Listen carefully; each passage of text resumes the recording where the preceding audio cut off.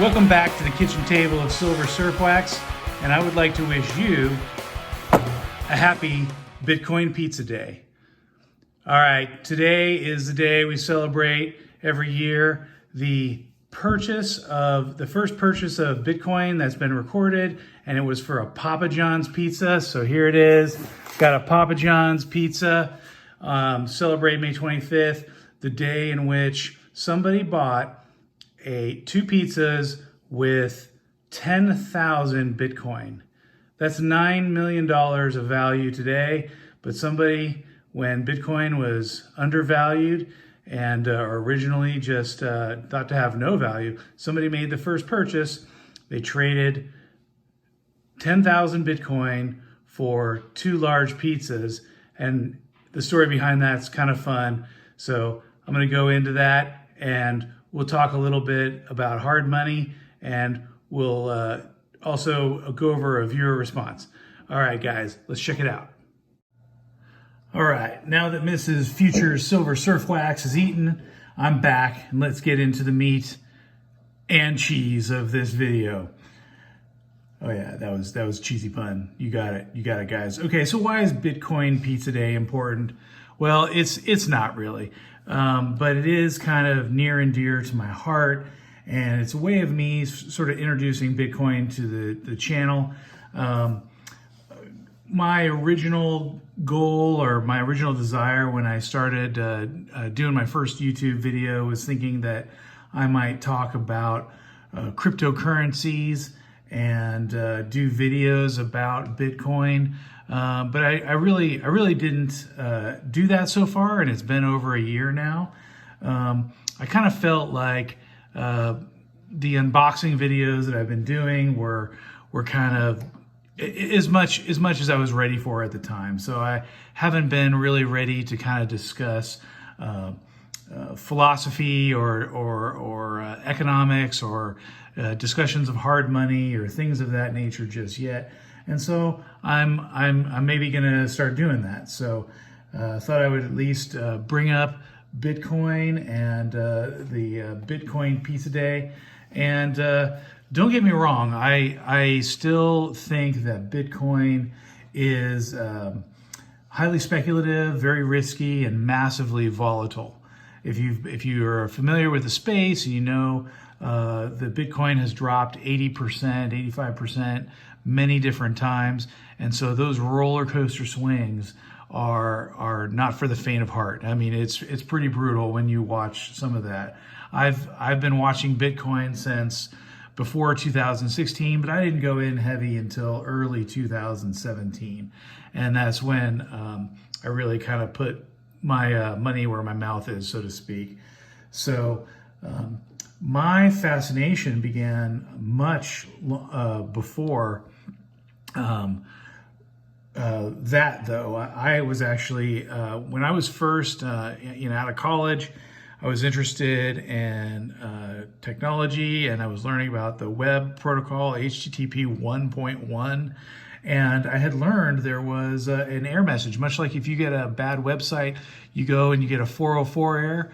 There's actually an error called a 402 error, which is payment required or payment not specified.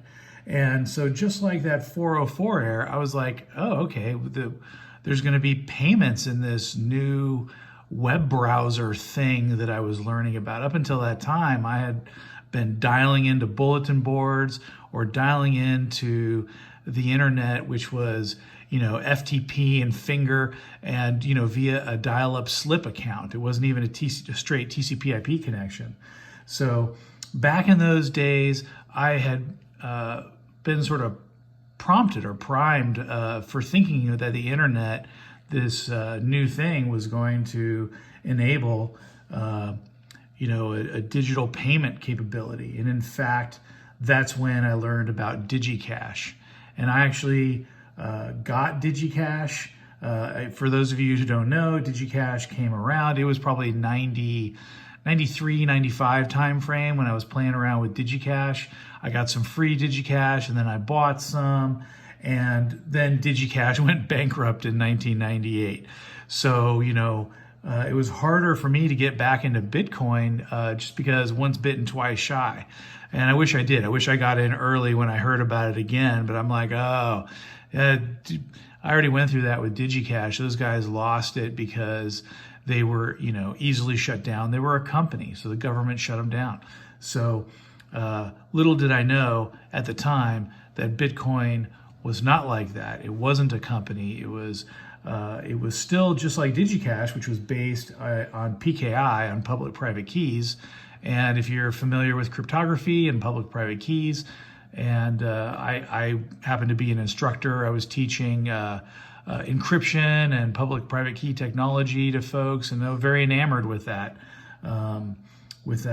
cryptography solution. And so, DigiCash had it, Bitcoin had it. What I didn't realize was how Bitcoin had gotten around this problem of having one company, one point of presence.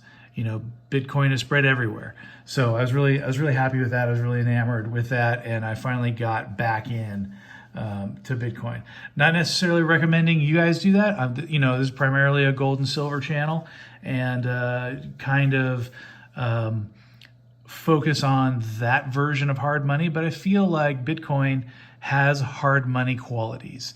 Bitcoin's limited, has a limited inflation rate, has a limited lifetime maximum of 21 million Bitcoins. So the inflation rate is now been cut in half again. So it's now less than the inflation rate with the US dollar and gold coming out of the ground. So anyway, thought that was really interesting. Now, speaking of hard money, I received a comment from a subscriber and that I wanted to address, and it kind of digs into this topic a little bit, and hopefully is illustrative of the sort of the overall point that I want to make. So let's go into, see if we can find this. I'm going to click on the comments here. Just a recent comment right here. Let me see if I can zoom the camera in.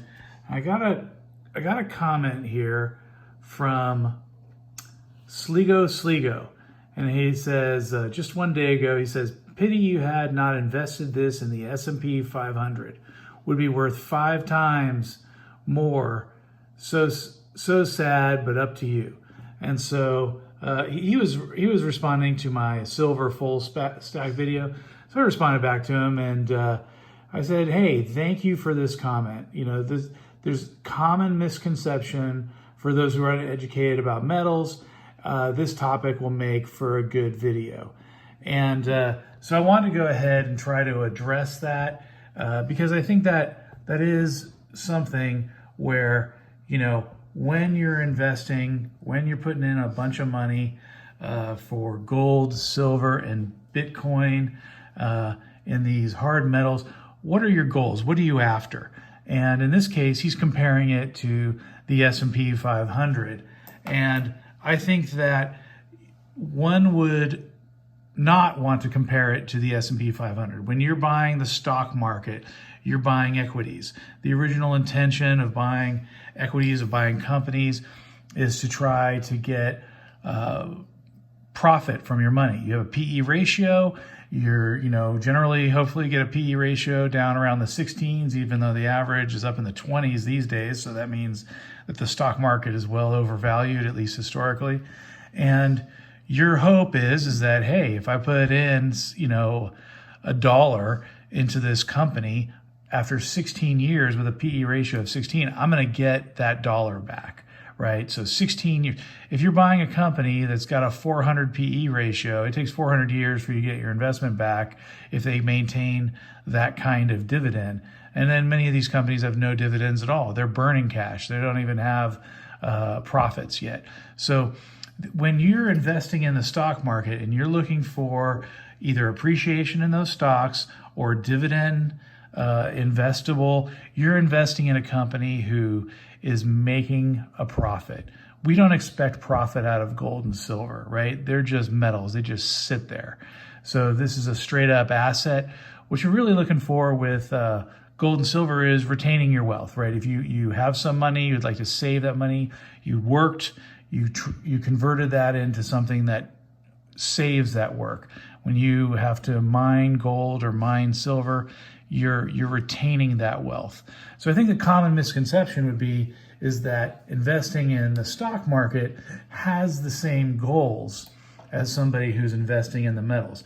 Now, many of us who are investing in the metals also feel like the metals are severely undervalued, and I share those opinions. And so as a result, you might be speculating that gold and silver are going to 2x or 5x, and which I also think will happen. I think gold will double. I think silver will 5x, and I think Bitcoin will do another 10, 15x in the next couple of years. So these can be speculative plays. So hey, let's sort of take Sligo's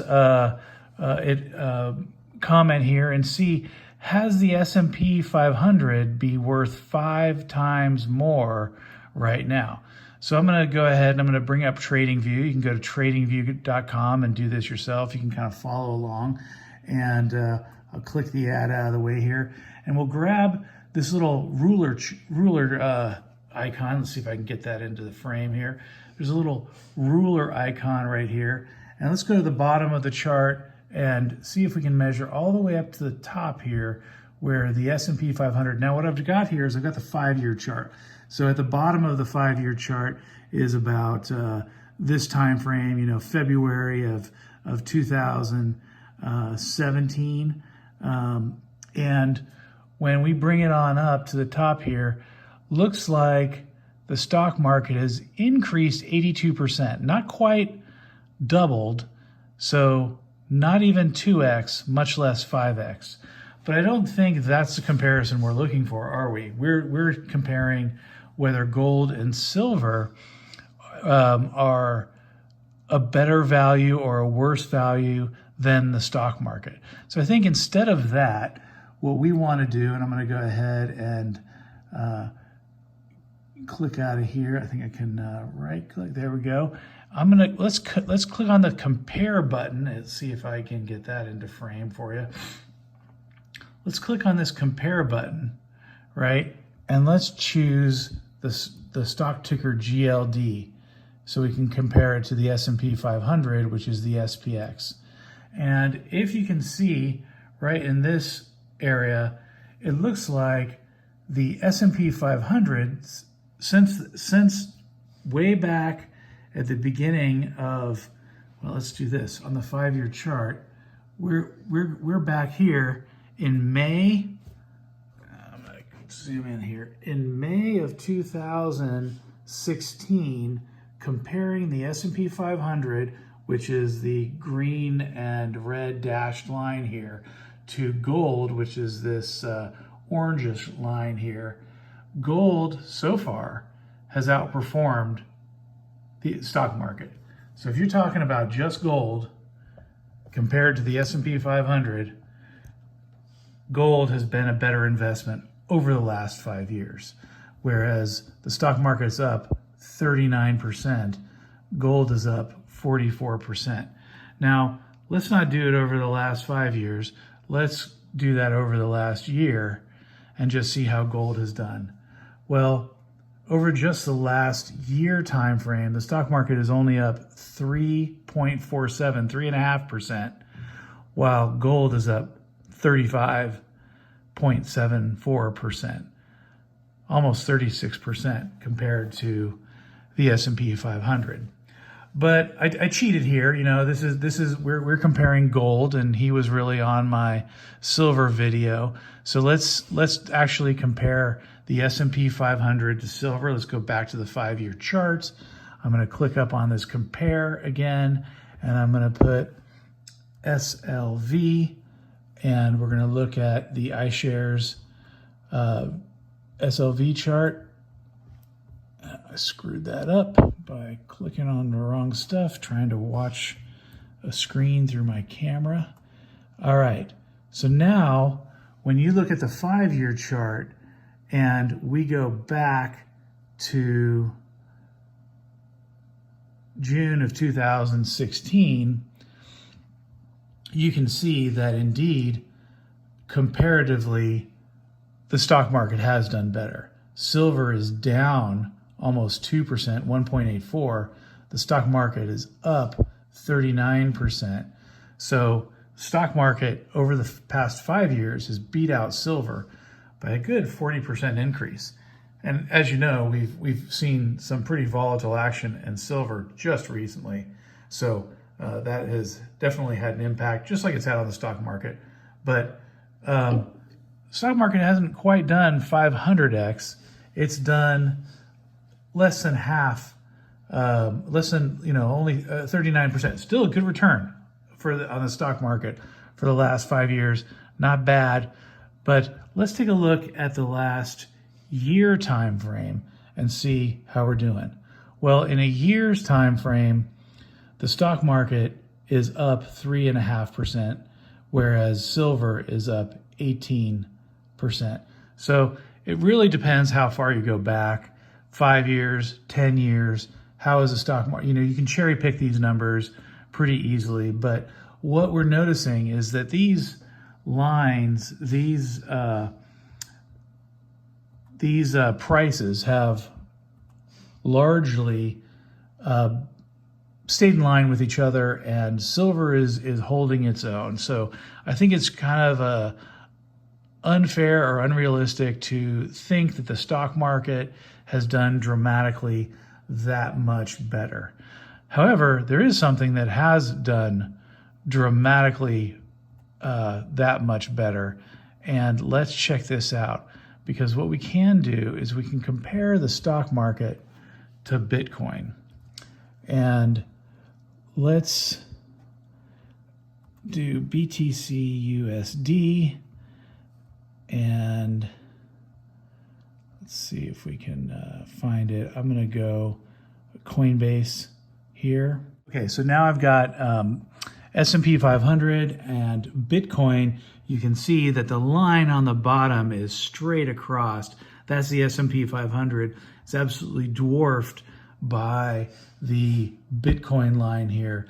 That's up 3,815% compared to the S&P 500's 40% over the last 5 years. So quite a bit of difference. Bitcoin has been an actual, more than 5x. It's been more than 100x the S&P 500. So if we're going to compare performance in terms of what's going on since, early 2016, just 5 years. And hey, Bitcoin's had some trouble, so that's not exactly fair. Let's see if we can change this up. Let me get rid of this ad here. Let's see if we can change this up to just be the last 3 years or so. So I'm going to go to early 2017 to now. Here, let me see if I can fix that. It's hard to do this through the camera lens. All right, and yeah, that seems a little bit reasonable. So we're talking about from early 2017 to now, Bitcoin's only up 820% compared to the S&P 500's 27%. So kind of a significant, there's an asset that's really done well over the last 3 years, and the S&P 500 has done reasonably well as a 27% increase. I'm a little worried that the stock market is not going to perform well or will stagnate compared to other assets like gold, silver, Bitcoin with its hard money attributes. So I think there's a comparison there that I wanted to draw, and hopefully we'll get a comment back from Slingo and see what he thinks, or what he thinks is unfair. Obviously, he was responding to trying to steel man argument, give him the strongest argument we can on this one. He was talking about the silver full stack video, and he would be correct that silver over the last few years, last year, last 3 years, last 5 years, has not performed as well as the S&P 500. But time will tell to see if silver catches up. I think we know that silver lags gold, and gold has outperformed the S&P 500 as we saw, and I think we expect silver to pick up. So that's what I had for you guys this evening, and I recently have a new silver pickup, so I have some additions to the stack. I'm going to make another video about that mid this week and get that out to you soon. All right, guys, everybody, keep on stacking.